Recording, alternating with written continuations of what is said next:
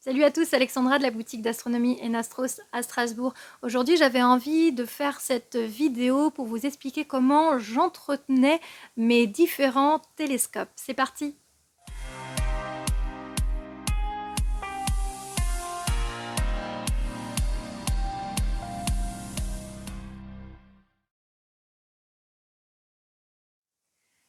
Si vous me suivez sur les réseaux sociaux, d'ailleurs, au passage, si jamais, il y a le Facebook Enastros et l'Instagram Alex Enastros, enastros.fr. Vous savez que je possède une multitude de télescopes, je ne sais plus, peut-être plus de 10, ça c'est sûr. Euh, Moins de 20, entre 10 et 20, peut-être une quinzaine de télescopes différents. Donc forcément, j'entretiens régulièrement, en tout cas, je vais vérifier régulièrement mes instruments. Alors ici, dans cette vidéo, je ne vais pas forcément parler des grosses montures, je vais vous parler de moi, ma manière dont je vérifie mes instruments régulièrement. Ici, en Alsace, ça a une importance parce que je sais que l'air n'est pas le même et vous comprendrez pourquoi.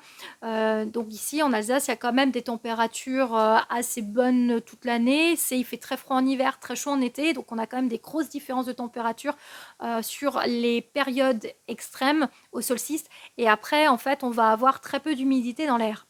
Alors en fait, votre télescope, il est constitué de 3 parties, le tube, la monture et le trépied. On va commencer pour le tube.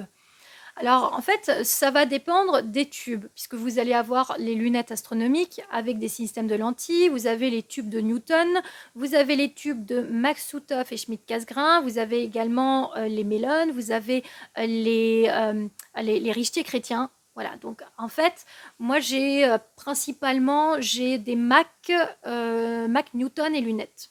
Alors mes lunettes astronomiques, pour les entretenir, pour les nettoyer, de toute façon, sur tous mes instruments, j'ai toujours les caches. Je n'enlève jamais, je ne laisse jamais mon instrument sans les caches. Ça, c'est pour moi primordial. Ça enlève quand même, ça évite qu'une grosse partie de la poussière ne se dépose sur l'intérieur de votre instrument. Donc soit la lentille, soit le miroir. Alors en fait, ou soit la lame de Schmidt. Hein, on est d'accord. Pour la lunette astronomique, j'utilise un chiffon en microfibre, les chiffons pour dépoussiérer en fait, qui sont assez bien. Et j'ai du produit, en fait, je prends du nettoyant vitre, voilà, mais pas agressif, je l'ai dilué en fait énormément. Et donc ce que je fais, c'est que je fais un chute sur un chute, oui, je pense que tout le monde le comprend. J'asperge en fait du coup d'un mouvement, voilà, sur le chiffon, jamais directement sur la lunette pour éviter que ça ne rentre en fait dans la lunette. Je viens faire donc un petit chute sur mon chiffon et je viens délicatement enlever le gros de la poussière. Alors franchement, personnellement, sur mes deux lunettes, alors une des deux, la 70-900, il y a le cache qui est complet et j'ai jamais eu à le faire, ou c'est très très très très rare. Par contre, la 90-900, il me manque le petit cache, j'ai le gros cache mais j'ai plus le petit. Et donc en fait, j'ai souvent la poussière qui rentre et en fait, une fois de temps en temps, voilà, je le fais. Mais pas toutes les semaines. Vraiment, quand je vois qu'il y a une bonne couche, enfin une couche qui pour moi est dérangeante. Voilà, donc c'est un peu comme ça que pour les lunettes. Pour les télescopes de type de Newton, oh là là, s'il vous plaît, ne jouez pas aux apprentis opticiens, ne démontez pas votre tube, n'y allez pas avec une perche. J'ai vu de ces trucs sur les forums, vous imaginez même pas toutes ces dernières années. Il y en a un jour, il voulait aller comment on appelle ça, avec une espèce de brosse à poils fins, et là tu fais, mais pas une brosse, mais pas une brosse. Alors moi je sais, je fais une blague le 1er avril, j'ai démonté un petit télescope et je l'ai mis dans mon lave-vaisselle, mais c'était un poisson d'avril, c'était pour une blague. Donc s'il vous plaît, si vous n'êtes pas sûr, ne faites rien, allez voir un professionnel de l'optique, un magasin d'optique proche de chez vous, voilà, ou une association. Mais surtout, ne démontez pas votre instrument si vous n'êtes pas sûr. Ne le nettoyez surtout pas avec un chiffon comme ça à l'intérieur. Ça ne marche pas comme ça. En fait, idéalement, il faut démonter tout le miroir à l'arrière et il faut venir le nettoyer à l'eau déminéralisée. Si jamais j'ai fait une vidéo dessus, je vous le mets en lien en descriptif. Mais le plus compliqué, c'est pas de le démonter, c'est de le remonter, de refaire la collimation. Voilà, alors vous allez me dire, oui, mais on peut mettre des marquages, mais même en mettant les marquages, en fait, il y a toujours la colline en fait, à refaire, donc tout le réglage. Et là, pareil, si vous n'êtes pas à l'aise, je vous le déconseille. Vraiment, je vous déconseille d'y toucher. Si vous avez toujours vos caches, à la limite, vous le mettez encore dans un espèce de...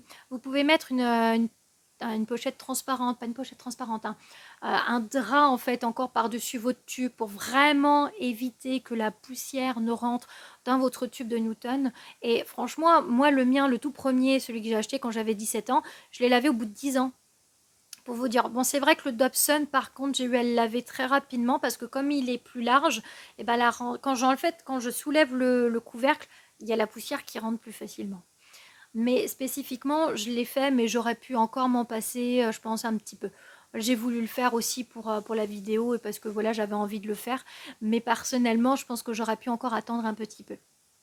Pour les Maxutov et Schmidt casse-grain, si vous possédez ce type d'instrument, vous avez la lame de Schmidt, donc pareil, comme les lunettes, pas directement le produit sur le tube, j'asperge d'un petit chute sur mon chiffon et j'y vais délicatement. Alors moi généralement je pars du centre pour cela, je pars du centre et je reviens vers les bords. C'est pas pareil que la lunette où je peux y aller en cercle ou en spirale. Là, j'y vais vraiment progressivement, j'y vais doucement, je n'appuie pas. Vraiment, je viens juste délicatement enlever le surplus de poussière. Si j'ai une petite tache, parce qu'il peut arriver du coup lorsque vous avez beaucoup de condensation en soirée, par exemple, moi je me souviens en septembre. Dernier, j'ai observé, il y avait forcément, on a le brouillard qui vient très rapidement ici sur la plaine d'Alsace. Et donc forcément, après, je vais avoir mes instruments qui vont avoir vite de la condensation. J'en ai eu sur mon 13900, pourtant c'est un tube long. J'en ai eu, et donc sur le Maxutov aussi. Alors, il y a des pare-buées, bien sûr, avec des résistances chauffantes, mais souvent les gens n'en ont pas. Et donc, en fait, vous pouvez laisser, après votre observation, vous laissez en fait l'instrument tout simplement sécher à l'air libre, vous le mettrez à l'horizontale, vous le mettez bien, pas par terre directement, vous le calez sur quelque chose, soit les polystyrènes de la boîte d'emballage, soit sur un petit coussin, voilà, pour l'amortir. Parce que moi j'aime bien prendre soin de mes tubes comme des petits bébés. Et en tout cas, voilà, vous laissez du coup l'instrument. Moi je sais ce que c'est, ce que j'ai fait avec le Newton. J'ai laissé le couvercle toute la nuit. Je l'ai mis loin des chachas pour éviter qu'ils rentrent dans le tube parce que je les voyais trop venir. Hein. Dès qu'il y a quelque chose qui s'ouvre et qu'ils ne connaissent pas, ils rentrent dedans. Donc, juste faire attention qu'il n'y ait pas de poussière, d'animaux qui peuvent rentrer dedans. Et vous le laissez sécher pendant la nuit. Si jamais, au cours d'une nuit, par exemple, voilà, j'en parlais en début de vidéo, si vous êtes dans une région où il y a vraiment beaucoup d'humidité, je pense à la Vendée par exemple, ou la Bretagne, on vous adore, hein, voilà, dans l'ouest de la France, mais je sais que j'ai des clients qui sont là-bas et en fait qui m'ont déjà dit justement, qui m'ont fait des retours et j'y pensais pas du tout en fait que la météo elle n'est pas du tout la même ici que dans le reste de la France. Donc forcément ça peut avoir un impact. Donc plus d'humidité, plus de choses. Donc là oui, par buée, si vous voyez que régulièrement avec votre Mac ou avec votre Schmidt casse-grain, vous avez régulièrement de la buée en soirée, vous prenez un pare-buée au bout d'un moment juste simple. Et comme ça vous évitera d'avoir trop tout de suite, en fait, très rapidement de la condensation. Alors, petite parenthèse, nous sommes en 2022, l'année 2021 a été exécrable au niveau des observations, mais vraiment une catastrophe. Il y a eu tellement de pluie au mois de juillet, je n'avais jamais vu ça de ma vie ici en Alsace. Si jamais vous ne savez pas, l'Alsace est la région la plus sèche de France. En fait, c'est ici où il pleut le moins. Hein, par contre, bon, il pleut, mais il pleut le moins. Et en fait, parce qu'on est protégé en fait par la forêt noire et par les Vosges, tout simplement. C'est une question de géographie. Moi, je sais que je l'avais fait quand j'avais fait Alsace. Enfin, j'avais fait des cours d'Alsace sur la région. Et donc justement, on avait vu ça. Et spécifiquement, j'ai regardé plus attentivement mes instruments. Je le sentais dans l'air, en fait, qu'il y avait beaucoup d'humidité. Et on n'a pas l'habitude, là. Aujourd'hui, il fait bon, il fait chaud, il n'y a pas d'humidité. Je le sens parce qu'en plus, ça me gêne. Moi, sinon, sur la peau, j'aime pas ça. Donc, je sais que pour les instruments, en fait, régulièrement, je vérifiais si j'avais pas de la condensation sur mes tubes. J'en ai pas eu. Pourquoi? Parce qu'en fait, le problème, c'est que si vous avez trop d'humidité, que vous laissez l'instrument trop fermé, surtout si vous dites « Ah, mais peut-être que si je le laisse dans ma sacoche bien fermée, il risque pas », je vous mets une photo du Maxutov que j'ai récupéré il y a maintenant quelques mois. J'ai récupéré donc un Maxutov russe, un Alter, dont le diamètre est de 150 mm. Et si vous remarquez, j'ai des petites taches blanches. En fait, ce sont des champignons. Le télescope est resté pendant à peu près 20 ans dans sa sacoche d'origine et donc en fait il n'a pas été aéré. Donc ça aussi, ce sont des choses à penser. Pas laisser du coup l'instrument trop longtemps enfermé dans sa caisse. Pensez-y une fois de temps en temps, tous les 6 mois, tous les ans, vous sortez votre instrument, vous le laissez s'aérer et ça permettra justement de faire circuler tranquillement, d'éviter les champignons. Alors je sais que, je ne sais pas si je peux le dire, Richard Riton, il m'a dit, donc il m'a fait très plaisir, il est passé à la boutique, donc il a vu le halter, et il m'a dit, en fait, pour les champignons, tu laisses 1 heure au soleil, et ça devrait déjà les tuer bien. Voilà, donc je ne savais pas du tout. Est-ce que c'est bon? D'habitude, je dis aux gens, ne les laissez pas au soleil. Il m'a dit 1 heure, pas plus, mais il m'a dit au moins juste pour enlever enfin, voilà, les champignons, et j'ai trouvé ça génial comme info, je ne savais pas du tout, voilà, si jamais. Après, c'est chaud quand même d'avoir des champignons. Comme dit, 20 ans à rester dans sa sacoche, ça faisait quand même un sacré petit bout de temps. Bon, on a fini pour les tubes. Ça fait déjà 10 minutes cette vidéo. Alors en fait, on va continuer avec... Vous allez voir, les trépieds, c'est plus simple. Alors pour les montures, ici je parle pas des grosses montures, donc c'est pas mon objectif dans cette vidéo d'aller vous expliquer comment entretenir votre HEQ5, la NEQ6, la EQ6R Pro, la ZEQ6 Pro Goto. Elles sont toutes déjà imbriquées avec le système de motorisation à l'intérieur. Donc si jamais il y a des vidéos, je sais que Nico, Vincent en ont fait, voilà, je vous mets en descriptif en dessous, si jamais pour justement ces grosses montures là, il y a déjà assez de boulot comme ça, parce que je crois que la vidéo de Vincent elle fait 1 heure juste pour une monture. Donc là je vais essayer d'être quand même plutôt rapide. Pour mon Dobson, rien de particulier. Une fois de temps en temps, je le tourne, je vérifie si il n'est pas coincé, je vérifie la visserie sur la monture. Rien de particulier, c'est principalement du tube, hein. Voilà, c'est plus le tube qui est important. Par contre, les montures équatoriales, d'ailleurs, sur la plupart de mes instruments que je possède, j'ai des montures équatoriales. Alors là, par contre, c'est autre chose, puisqu'en fait, sur mes 2 axes d'ascension droite et de déclinaison, je vais avoir des vis sans fin. Et en fait, elles ont de la graisse déjà mise dessus, et en fait la graisse peut sécher si on l'utilise pas pendant longtemps, il peut y avoir de la poussière, et poussière et graisse fait super mauvais ménage, si vous ne le saviez pas. C'est de la mécanique, hein, en vélo, pareil, on retrouve.